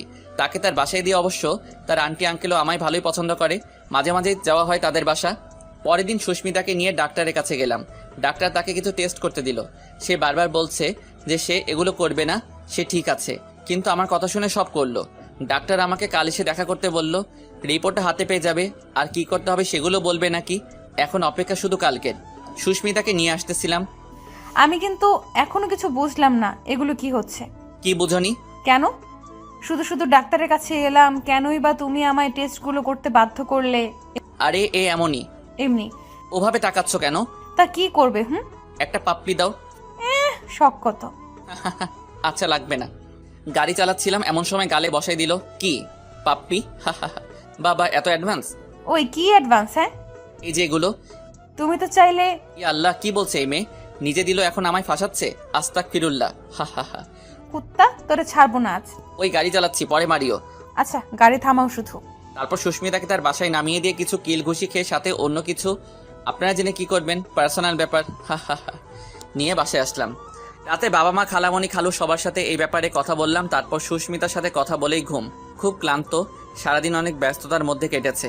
আজ ছুটির দিন, তবে ডাক্তার আজই যেতে বলেছেন। আমায় রাতে ফোন দিছিলেন, বলেছেন ওনার নাকি অনেক গুরুত্বপূর্ণ কথা আছে, তাই সকাল সকাল যেতে বলেছেন। গেলাম, ডাক্তারের কাছে চলে গেলাম। তিনি অনেক কিছু বলল। তার কথা সারমর্ম এই যে রাবেয়া এর ব্রেনে ইনজুরি ছিল, কিন্তু এখন সে সুস্থ। যদি তার প্রপার ট্রিটমেন্ট করা হতো তাহলে এতদিনে তাকে সুস্থ করে তোলা সম্ভব হতো। এখন একটাই উপায় আছে, রাবেয়াকে তার আগের বাসায় নিয়ে যাওয়া, যেখানে সে সবার সঙ্গে থাকলে, পরিবেশটাকে দেখলে আস্তে আস্তে সব চিনতে পারবে সে। এতটুকুই। এটা নাকি সিম্পলের পর গর্জিয়াস আইডিয়া, কি জানি। এখন শুধু কিছু একটা ব্যবস্থা করে রাবেয়াকে নিয়ে বাংলাদেশ ফিরতে হবে। তবে সবথেকে বড় বাধা হলো তার আন্টি আঙ্কেল। বসে আছি সুস্মিতাদের বাসায়, সামনে বসে আছে সুস্মিতা ও তার আঙ্কেল আন্টি। কিছুক্ষণ আগে তাদের সামনে একটি প্রস্তাব রেখেছি। ও অনেক আগে মনে হয় চলে এলাম। দাঁড়ান, সব কিছু খুলে বলছি। কি করব, কিভাবে সুস্মিতাকে বাংলাদেশে নিয়ে যাব ভাবছিলাম। আমার জানা মতে এটাই একটা পথ, যার মাধ্যমে হয়তো সুস্মিতাকে সেখানে গিয়ে সব মনে করিয়ে দিয়ে ওর স্মৃতিশক্তি ফিরে আনা যাবে। কিন্তু কিভাবে নিয়ে যাব? এমন সময় আলাদিনের চেরাগের জিনি হয়ে এলো শাহিদুল ভাই। এত টেন্স দেখাচ্ছ তোকে? সুস্মিতার সাথে কিছু হয়েছে নাকি? না, সুস্মিতার সাথে কিছু হয়নি, তবে একটা সমস্যা হয়েছে। কি সমস্যা? খুলে বললাম সব। ভাই সব শুনে কিছুক্ষণ ভাবলো কি জানি। তারপর আমার কাছে একটা আইডিয়া আছে, তবে আমার এখন ইচ্ছে নেই। তোদের যদি সাহায্য হয় এর জন্যই বলছি। কি বলিস? আছে আইডিয়া? তাড়াতাড়ি বল রে ভাই। আমার বিয়ে এর মাধ্যমে। মানে তোর বিয়ের মাধ্যমে? ঠিক বুঝলাম না। আরে শোন, তুই তো জানিস আমার বিয়ে ঠিক হয়ে আছে মিষ্টির সাথে। আপনাদের আগেই এই বিষয়ে বলা হয়েছিল, তবে ভাবির নাম বলা হয়নি। তো পুরোটা শুনবি? আচ্ছা বল। আমাদের এখন বিয়ে হয়ে গেলে সবাইকে বাংলাদেশ যেতে হবে, তোকেও। এখন এ পাশে দেখ, সুস্মিতাদের সাথে আমাদের একটা ভালো সম্পর্ক তৈরি হয়েছে, তাই না? তাদেরকে অনুরোধ করলে তারাও হয়তো যাবে, তাই না? তো তুই আগে যাবি না হয় সুস্মিতাকে নিয়ে, ব্যাস হয়ে গেল। রাবিয়াকে মানে সুস্মিতার আঙ্কেল আন্টিও তোকে পছন্দ করে, তাই না? আমার মনে হয় না মানা করবে। কিন্তু এত তাড়াতাড়ি বিয়ের আয়োজন হঠাৎ করে, সব কি ঠিক হবে? সেটা আমার উপরে ছেড়ে দে। আচ্ছা ভাই, অনেক ধন্যবাদ। জানের ভাই তুই, এক নিমেষেই সব সমস্যা সমাধান করে দিলি। এজন্য আমি তোর থেকে বড় আর তুই আমার ছোট। নে নে। কি? আরে কিছু না ভাইয়া, শুধুমাত্র 1 সপ্তাহ সময় নে, পরিবারকে সব বোঝাই, সবাই মেনে নেয়। আর 1 মাসের মধ্যে মিষ্টি আপু আর ভাইয়ের বিয়ে। অবশ্য তারাও রিলেশন করে বিয়ে করছে, তাই আমার অবস্থাটা ভালোভাবেই বুঝছে। এখন শুধু আঙ্কেল আন্টিকে বোঝাবো কিভাবে, সেটাই ভাবছি। আন্টি আর আঙ্কেলকে বললাম, তারা ভাবছে, বাবা এভাবে কি আমরা আমাদের মেয়েকে যেতে দিতে পারি? আঙ্কেল আমাদের তো ভ্যাকেশনস চলছে, একদিক দিয়ে ঘোরাও হবে আর ভাইয়ার বিয়েও খাওয়া হবে। আর আমাদের পরিবারটা কত বড় সে সম্পর্কেও জানতে পারবে সুস্মিতাও। তাই আমরা এটা চাচ্ছিলাম, যদি আপনাদের আপত্তি না থাকে তো। আচ্ছা, হঠাৎ করে তো কিছু বলা যাচ্ছে না। সুস্মিতা, তোমার মতামত কি? যাক, অবশেষে শান্তি। আমারও ইচ্ছা করছে যেতে, চাচ্চু, ঘুরতে পারবো অনেক।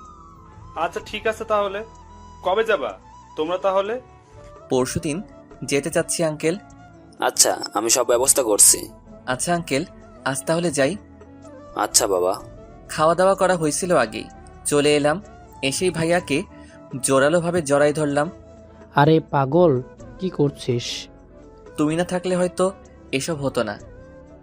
নে, হয়েছে। আমি কিন্তু ফ্রি ছাড়ছি না তোকে। কি নিবে বলো শুধু, তারপর দেখো। আমার বিয়ে কিন্তু ধুমধাম করে হওয়া চাই, সব দায়িত্ব তোকে নিতে হবে। হাজার হোক প্রথম বিয়ে, কোনো কম যেন না থাকে। আর সাথে রাবিয়াকেও নিবি। শুধু দেখো কি করি, আমি ফাটিয়ে দিব। তবে প্রথম বিয়ে মানে আরো বিয়ে করবা নাকি? মিষ্টি আপুকে ফোন দিয়ে বলবো? না ভাই প্লিজ, না হলে আমার 12টা বাজাই দিবে। আচ্ছা বলছি না। হুম। তারপর কেটে গেল 2 দিন। আজ সুস্মিতা মানে রাবিয়াকে নিয়ে বাংলাদেশ যাব। আজকে অবশ্য পৌঁছাবো না, 2 দিন লাগবে এখান থেকে বাংলাদেশে ল্যান্ড করতে। দুজনে সবার কাছে বিদায় নিয়ে বের হলাম। বিয়ের কিছুদিন আগে আঙ্কেল আন্টিও আসবে বলল, ভাইয়া 15 দিন আগে, আর আমরা যাচ্ছি 1 মাস আগে। অনেক ফাস্ট আমরা। তবুও আমার মনে হচ্ছে এই সময়টা কি যথার্থ রাবিয়াকে স্মৃতি ফিরিয়ে আনার জন্য? জানি না, যাক, আগে যাওয়া হোক, তারপর না হয় ভাবা যাবে। সবকিছু শেষ করে প্লেনে উঠলাম। আমি আর রাবিয়া পাশাপাশি, আমার হাত ধরে আছে আর আমার কাঁধে মাথা দিয়ে আছে। টেক অফের সময় তার নাকি ভয় লাগে, তাই অনেক কথা হয়েছে এর মাঝে রাবিয়ার সাথে। কি করবে, কই থাকবে, কাকে কি বলে ডাকবে, সব। মেয়েটা পাগল, আর এই পাগলামিটা আরও যাতে না বাড়ে সেদিকে খেয়াল রাখতে হবে। 2 দিনের লম্বা ভ্রমণ শেষ করে বাংলাদেশে নামলাম, সাথে এক রাশ ক্লান্তি। বিমানবন্দরে অনেকে এসেছে আমাদের নিয়ে যেতে। আব্বু, রাবেয়ার ছোট ভাই, খালু, আম্মু, খালা, মিষ্টি আপু, সবার সাথে পরিচয় করে দিলাম। আব্বু আম্মুর সাথে সুস্মিতার সাথে কথা বলছে। খালামণি, খালু চুপ। তোমরা চুপ যে? দেখ না, নিজের মেয়ে নিজের বাবা মাকে চিনতে পারছে না। চিন্তা করিও না, সব ঠিক করার জন্যই ওকে এখানে আনা। দেখো, সব ঠিক করে দিব। এটা যেন হয় বাবা। এটাই হবে। চলো সবাই তাহলে বাসায় যাওয়া যাক, খুব ক্লান্ত লাগছে। চল। বাসায় এসে ফ্রেশ হয়ে খাওয়া দাওয়া করে সেই রকম একটা ঘুম দিলাম। বিকেলবেলা উঠলাম, উঠে দেখি সুস্মিতা সবার সাথে ভাব করে নিয়েছে। বিশেষ করে তার ভাইয়ের সাথে রাতে তার থাকার ব্যবস্থা করা হলো রাবেয়া রুমে। এখান থেকেই আমার মিশন শুরু হলো। রাবেয়া ও রুমে গেল, আমি আমার সবাই ঘুমাতে গেলাম। সকালবেলা উঠে দেখি সবার আগে রাবেয়া উঠেছে। মুখটা কেমন জানি হয়ে গেছে, বিষণ্ণ লাগছে। কিছু কি হইল নাকি, না রাতে ভয় পাইছে, বুঝতে পারছি না। এত বোঝাবুঝির কি আছে? ওকে যে প্রশ্ন করলেই তো সব সমস্যার সমাধান পাবো। গেলাম তার কাছে। আমি যাওয়ার পর, কি হয়েছে সুস্মিতা, তোমাকে বিষণ্ণ দেখাচ্ছে যে? না কিছু না। কিছু তো হয়েছে। কি হয়েছে আমাকে খুলে বলো। আসলে আমার রাতে অনেক আজীব আজীব জিনিস লক্ষ্য করতে হয়েছে। কি এমন জিনিস? আমার কেন জানি মনে হচ্ছিল এই রুমটা অনেক চেনা আমার কাছে। এখানে আমি আগেও ছিলাম। সবকিছু আমার মনের মতো, ঘুম ধরছিল না। তুমিই বলো, এখানে আজকে আমি প্রথম থাকলাম, তাই না? হ্যাঁ তাই তো। মনে হচ্ছে আস্তে আস্তে সব প্ল্যান কাজে দিচ্ছে। তাহলে এমন কেন মনে হচ্ছে আমার? এসব কিছু না, প্রথম বাইরে থাকছো তো তাই তোমার এমন মনে হচ্ছে। এটা স্বাভাবিক ব্যাপার। তাই যেন হয়। ওর পাগল মেয়ে, চলো তোমাকে বাইরে বেড়াতে নিয়ে যাই। আমার আবার সকালবেলা একটু হাঁটাহাঁটি করার অভ্যাস আছে তো। আচ্ছা চলো, আমিও হেঁটে আসি, তাহলে যদি একটু ভালো লাগে আর কি। হ্যাঁ চলো। সুস্মিতা আর আমি একসাথে হাঁটছি। কতদিন পর চেনা শহরে হাঁটছি, আর পাশে সেই চিরচেনা মুখ। অনেক ভালো অনুভূতি হচ্ছে মনে। সেখানে চলে এলাম যেখানে রাবে আমায় প্রথম ভালোবাসি বলেছিল। আমার মনে হয় তার এখন সে কথা মনে নাই, কিন্তু আবার সেই ঘটনা মনে করে যদি দেওয়া যায় তাহলেও কি রাবেয়ার মনে পড়বে না? একবার চেষ্টা করা যাক। সুস্মিতা, হ্যাঁ বলো। তোমার কিছু কি মনে আছে? আর কি মনে থাকবে? তুমি এখানে আমায় প্রথম ভালোবাসি বলেছিলে। কি তোমার মাথা ঠিক আছে? হ্যাঁ, তুমি একবার মনে করার চেষ্টা করো। না, আমি পারছি না মনে করতে। কিছু মনে করতে পারছি না। আমার মাথা ঘুরছে। আমি পড়ে যাব, বাসায় যাব। আমার ভালো লাগছে না। ব্যর্থ চেষ্টা, বিফলে গেল। একটা রিক্সা ডাকলাম, তারপর রাবেয়াকে নিয়ে বাসায় আসলাম। সে তার রুমে চলে গেল। মাথা ঘুরছে মনে হয়, তাই বিশ্রাম নিতে গেল। সবাই এতক্ষণে উঠে গেছে। আম্মু দেখলো সব। কি হয়েছে রাবেয়া? মাথা ব্যথা করছিল নাকি? বিশ্রাম নিতে গেল। কই ছিলি তোরা? সব খুলে বললাম আম্মুকে। আম্মু প্রচণ্ড রাগ করলো আমার উপর। কেন এত চাপ সৃষ্টি করছে তার উপর অনেক কথা বলল। আমারও মনে হচ্ছে না, এভাবে না, অন্য কোনো উপায় বের করতে হবে। বিকেলবেলা রাবেয়াকে নিয়ে মিষ্টি আপুদের বাসায় গেলাম। আমি, রাবেয়া আর সোহান। আগেই বলেছিলাম দুজনের মধ্যে অনেক ভাব হয়েছে। সোহান যদিও বা জানে যে রাবেয়া তার বোন, কিন্তু রাবেয়া তো জানে না, তাই তাকে বোন করে নিয়েছে। তো সারাক্ষণ একসাথে থাকে দুজন। মিষ্টি আপুদের বাসায় আসলাম। এসেই গল্প করতে লাগলো মিষ্টি আপু আর রাবেয়া। মিষ্টি আপু, তোমাদের তো লাভ ম্যারেজ, তাই না? হ্যাঁ। তো আমাদেরও শোনাও তোমাদের গল্পটা। গল্প আর কি, তুমি তো জানোই আমরা কলেজ ফ্রেন্ড ছিলাম। সেখান থেকে প্রথমে ফ্রেন্ড, তারপর ক্লোজ ফ্রেন্ড, আর ভার্সিটিতে যে রিলেশন শুরু হলো। বাহ, ইন্টারেস্টিং তো। হ্যাঁ ওরকমই এ আর কি, অনেকটা তোমাদের মতো, কিন্তু তোমাদের মতো এত অ্যাডভান্স ছিলাম না। যাক, তবুও সফল। সেটা অবশ্য বলাই যায়। তো তোমাদের বিয়ের আয়োজন কিন্তু আমরা দুজন করছি। হ্যাঁ জানি তো। শুধু দেখো, একদম অন্যরকম আয়োজন করব। দেখবো নে। আচ্ছা আপু, আমরা আসি তাহলে আজ। খাওয়া দাওয়া করে যাবে, তার আগে নয়। আচ্ছা আচ্ছা। আপুর বাসা থেকে আসলাম সন্ধ্যায়। তারপর ছাদে গেলাম দুজনে একান্ত কিছু সময় একসাথে কাটানোর জন্য। আচ্ছা সুস্মিতা, তোমার পছন্দের জিনিস পায়েল, তাই না? হ্যাঁ, কিন্তু আমি তো তোমাকে কখনো বলিনি। তুমি কিভাবে জানলে? পাটা দাও তো। কেন? দিতে বলছি, দাও। আচ্ছা। পাটা বাড়াই দিল। অন্ধকারের মধ্যেই তার জন্য কেনা পায়েলটা তার পায়ে পরিয়ে দিলাম। এটা কখন কিনলে? কেনা ছিল। তাই বুঝি। কালকে একখানে নিয়ে যাব তোমাকে। তৈরি থেকো, বিকেলবেলা। কোথায় নিয়ে যাবে? গেলেই বুঝতে পাবে। আচ্ছা। পরের দিন সুস্মিতাকে সেখানে নিয়ে গেলাম যেখানে রাবেয়া সব থেকে ভালোবাসতো যেতে, যা তার ছিল সব থেকে প্রিয় জায়গা। রাবেয়াকে সকাল সকাল এক জায়গায় নিয়ে এলাম, সেই লেকের পাড়ে, যেখানে প্রায় সময় সে যেত।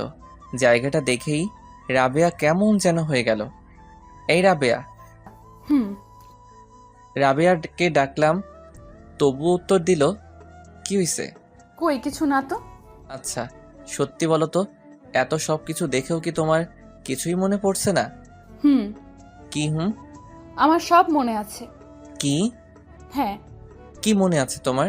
তোমার সাথে করা খুনসুটিগুলো, আমার কাছ থেকে দূরে চলে যাওয়া, আমার ভালোবাসি বলা, তোমার সাথে লেকের পাড়ে একসাথে বেড়ানো, সব। সব মনে আছে, কিন্তু একবারও তো আমায় বললে না। সময় আসলে বলবো ভেবেছিলাম। কবে এসব কথা মনে পড়েছে? যেদিন প্রথম আমি আমার রুমে যাই, আমার নিজস্ব যে ডায়েরি ছিল সেটা পড়ি, তারপরেই আমার আস্তে আস্তে সব মনে পড়তে লাগলো। তবু আমায় বলনি।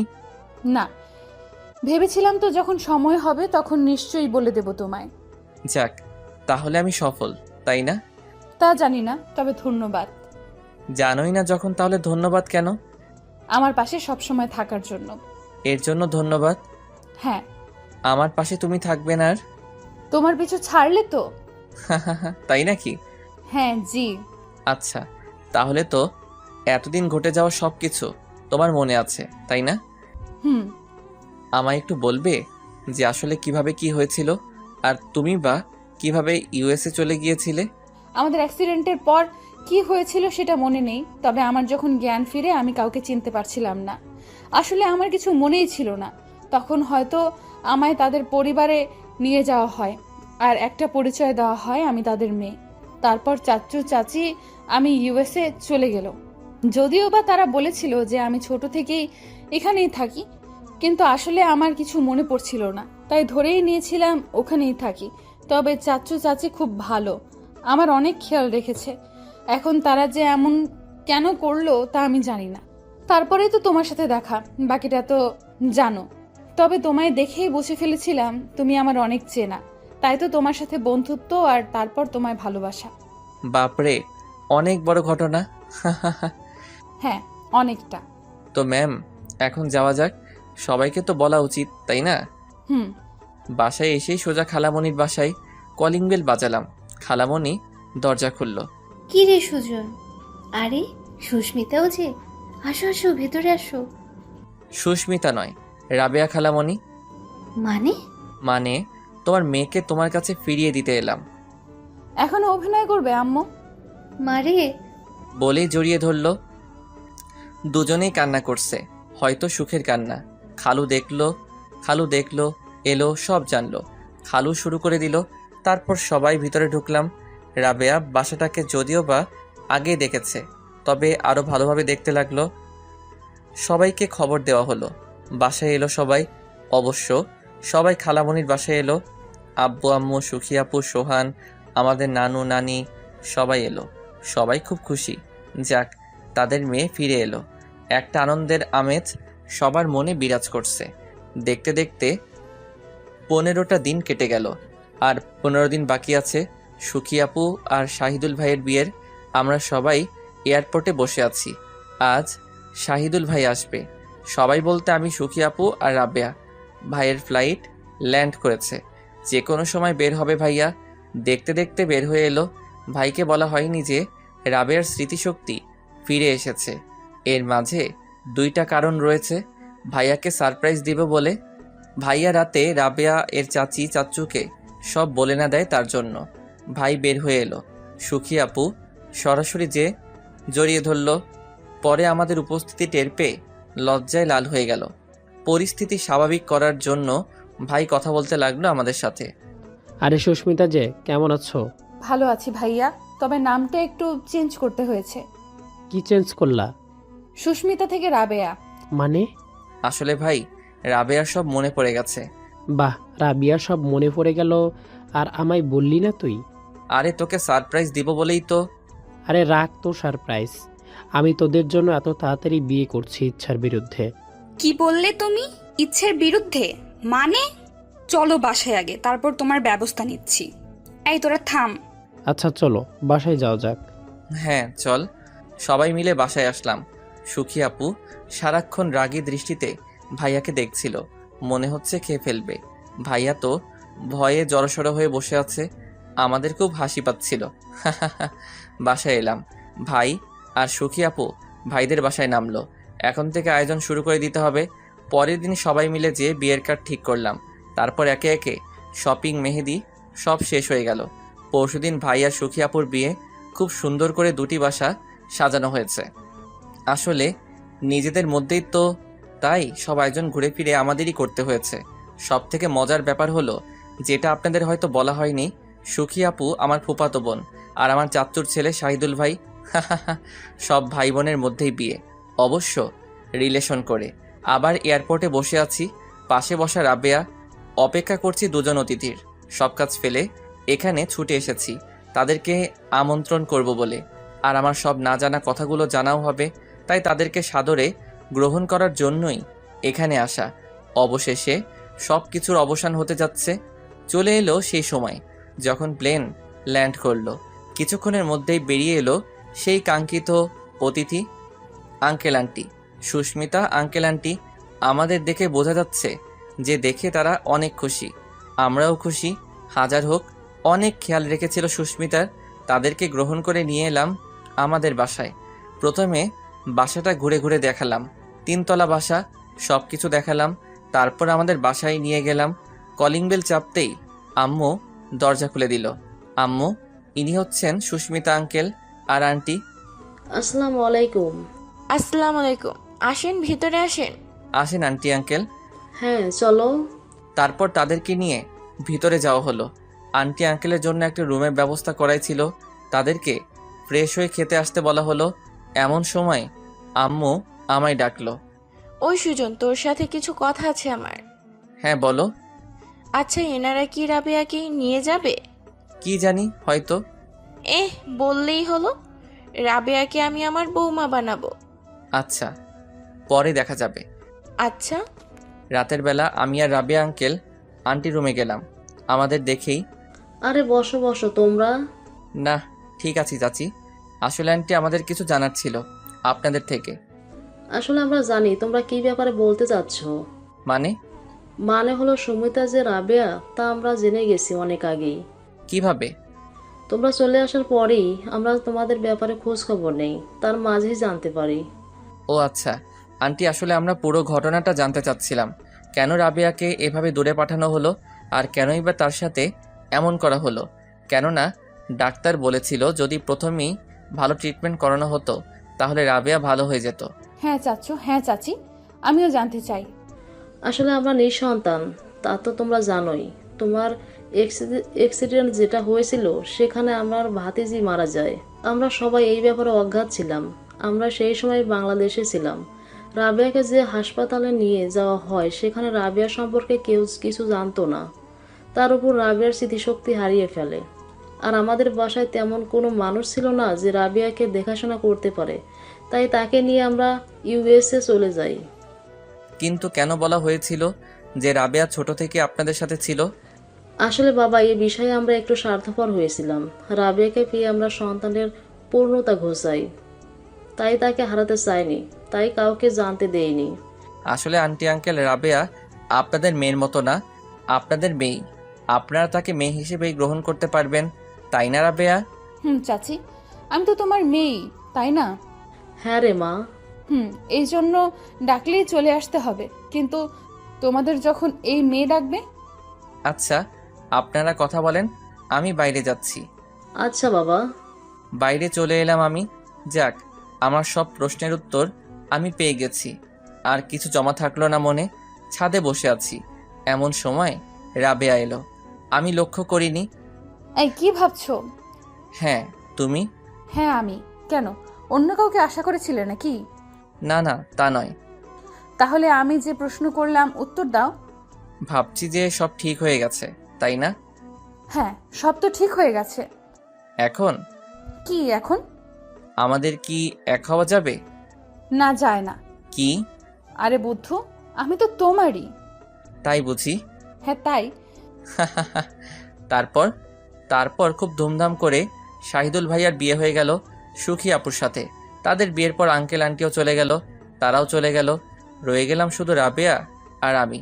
প্রায় 3 বছর পর আমার গ্র্যাজুয়েশন শেষ হয়েছে কিছুদিন আগে। সাথে রাবেয়ারও। একটা ভালো চাকরি পেয়েছি। আজকে বাসাটা আবার মানুষ দিয়ে ভর্তি, সবাই এসেছে। রাবেয়া এর ইউএসএ, সে চাচু চাচিও সবাই। কারণ আজ আমার আর রাবেয়ার বিয়ে। খুব ধুমধাম করে রাবেয়াকে নিজের করে নিলাম আর সব আপন মানুষকে আরেকবার খুশি করলাম। প্রায় 2 বছর পর বাসায় নতুন অতিথি এসেছে। আমার রাবেয়ার কোলে আলো করে এসেছে একটা ফুটফুটে মেয়ে, দেখতে হুবহু মায়ের মতো হয়েছে। রাবেয়ার আমার মেয়ে হাসপাতালের বেডে শুয়ে আছে। আমি তাদের পাশে গেলাম। রাবেয়া আমাকে দেখে একটু জড়িয়ে ধরলো। আচ্ছা সুজন, আমাদের এই ফুটফুটে মেয়ে কার মতো হয়েছে বলো তো? কেন? আমার বউটার মতো? না তোমার মতো। না তোমার মতো। না তোমার মতো। আচ্ছা কারো মতোই না, আমাদের দুজনের মতোই হয়েছে। ঠিক আছে,